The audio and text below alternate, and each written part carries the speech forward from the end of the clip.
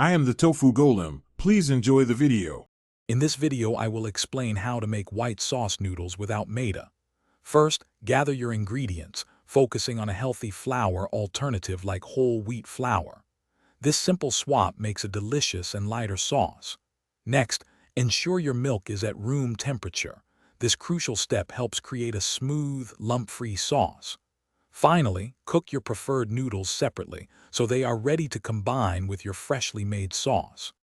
To begin crafting your flavorful roux, melt 2 tablespoons of unsalted butter in a saucepan over medium heat. Once the butter is fully melted and slightly bubbling, whisk in 2 tablespoons of whole wheat flour. Continue whisking for about 1 minute, allowing the flour to cook and become fragrant.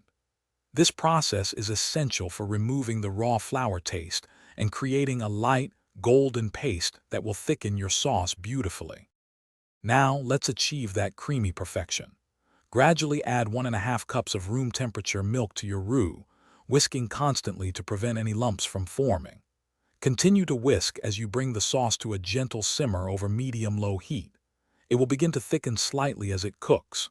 Finally, stir in about ½ cup of your favorite grated cheese, along with salt and freshly ground black pepper to taste, until the cheese is fully melted and incorporated. Once your white sauce is perfectly creamy, it's time to combine it with your cooked noodles. Toss them together gently to ensure every strand is coated in the rich, flavorful sauce. Serve immediately for the best taste and texture. You can garnish your dish with fresh herbs like chopped parsley or a sprinkle of chili flakes for a little kick. Don't forget to check the description for a link to some amazing socks and other great deals. Thanks for watching. Consider subscribing if we helped you today.